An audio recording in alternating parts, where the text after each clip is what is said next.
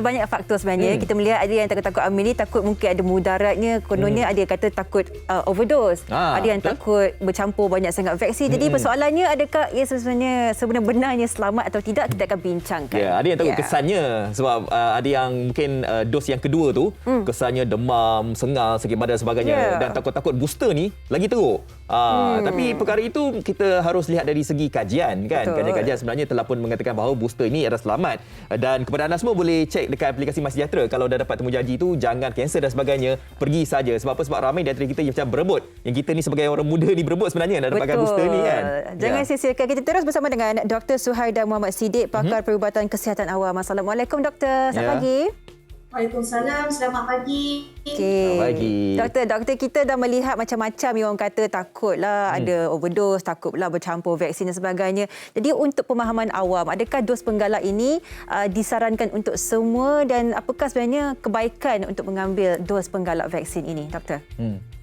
Okey, baik. Terima kasih kepada Fazli dan Sofia. Sama-sama. So, hari ini saya sikit nak menerangkanlah dos penggalak ni apakah dia. Kita panggil dos penggalak ataupun booster dose. Dos penggalak ataupun booster dose ni adalah dos tambahan yang kita berikan setelah kita menerima imunisasi lengkap lah. Sama ada kita menerima jenis vaksin Pfizer, Sinovac, AstraZeneca sebanyak 2 dos, ataupun di Malaysia kita juga ada vaksin CanSino yang diberikan sebanyak 1 dos.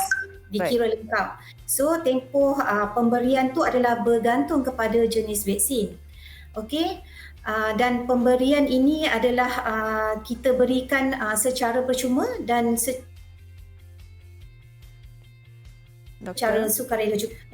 Ya, saya teruskan Doktor. So kenapa kita perlu ambil vaksin penggalak? Kenapa kita perlu ambil dos penggalak? Setelah satu tempoh masa yang tertentu, berdasarkan kajian yang telah dibuat, akan berlaku penurunan tahap imuniti. Sebagai contohnya, kalau vaksin Pfizer, selepas 6 bulan tahap imuniti itu akan menurun sehingga 68%. Manakala bagi Sinovac dia turun sehingga 28% selepas 3 hingga 5 bulan. That's why selepas satu tempoh masa tertentu, kita perlukan dos penggalak ini untuk memastikan bahawa kita mendapat perlindungan yang optimum. Ya, selain daripada penurunan tahap imuniti, kita lihat varian-varian yang semakin mengganas ni pun ia juga untuk menghalang, antaranya varian Delta, Beta, Alpha dan banyak lagi sebenarnya varian baru. Okey, nak tanyalah Doktor, kenapa agaknya kalau suntikan penggalak ni ataupun booster ini kebanyakannya kita suntik kena Pfizer? Kan kalau orang tu Pfizer.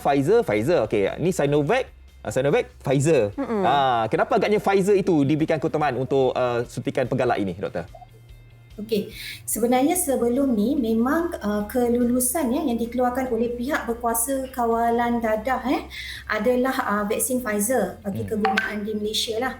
Tapi berdasarkan sumber daripada Bahagian Kawalan Penyakit Kementerian Kesihatan Malaysia, pada 17 November 2021, vaksin AstraZeneca dan Sinovac juga telah diluluskan sebagai vaksin penggalak. Namun begitu, kita masih di peringkat awal pelaksanaan lah. Okey. Doktor, ada tak istilah yang terlampau banyak vaksin ataupun imuniti dalam badan kita? Ada yang takut tinggi sangat imuniti, takut ada mudarat pula. Ada tak sebenarnya istilah seperti itu?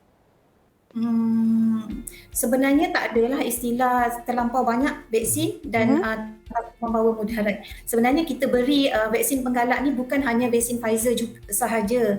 Vaksin-vaksin lain, even though vaksin yang diberikan kepada kanak-kanak pun, kita ada vaksin booster supaya kita boleh tingkatkan tahap imuniti tersebut. Bukan hanya vaksin COVID sahaja yang kita beri vaksin booster.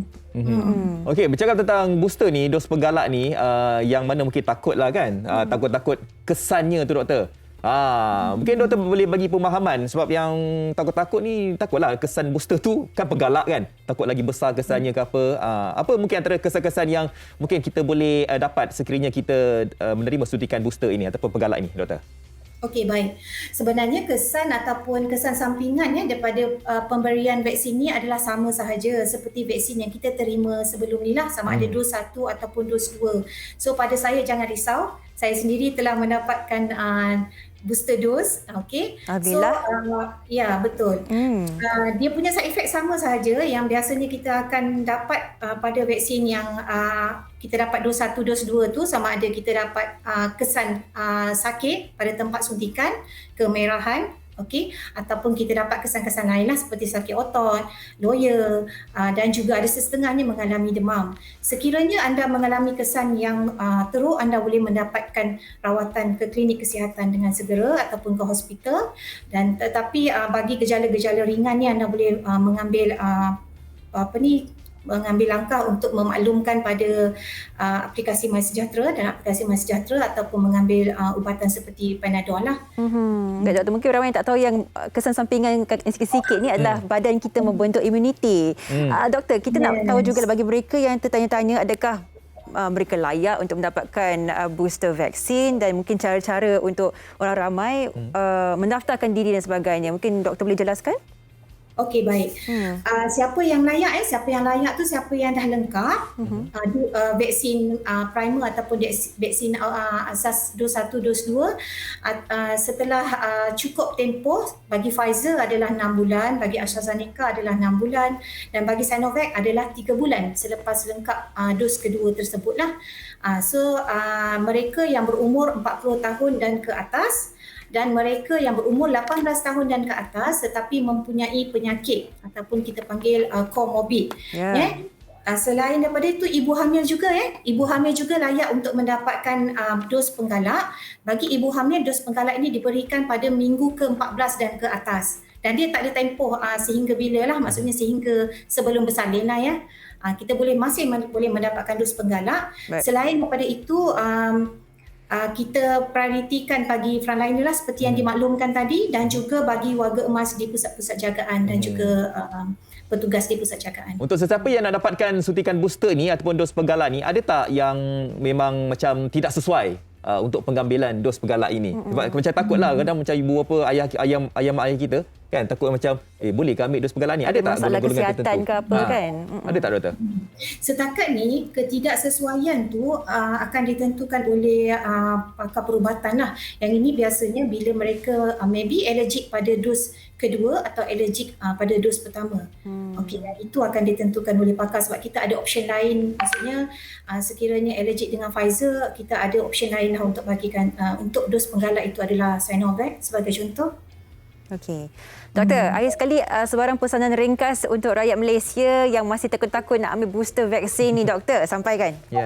Okey, baiklah. Saya harap saya dah menyerulah kepada semua rakyat Malaysia baiklah kita sama-sama untuk memperkasakan penerimaan dos penggalak ni kepada maybe diri kita sendiri, ibu bapa kita ataupun ahli keluarga kita yang telah layak. So sekiranya kita telah mendapat temujanji, pastikan kita mengikuti tarikh temujanji dan tempat pemberian vaksin. Bagi yang belum menerima temujanji, boleh melayari laman web Protect Health laman web Protect Health untuk mengenal pasti klinik-klinik yang klinik-klinik swasta berdekatan dengan rumah anda untuk mendapatkan janji temu. Okey, jadi kepada anda semua, janganlah kita mengelakkan diri kita untuk mendapatkan booster ini ataupun dos penggalak ini. Baik, terima kasih doktor di atas penerangan dan juga galakan kepada orang ramai untuk mengambil suntikan penggalak ini. Baik, terima kasih doktor. Assalamualaikum. Sama-sama. Salam. Okey, kita telah bersama dengan Dr. Suhadah Muhammad Siddiq, pakar perubatan kesihatan awam. Jadi seperti mana yang kita wawarkan, booster ini adalah penting sebenarnya.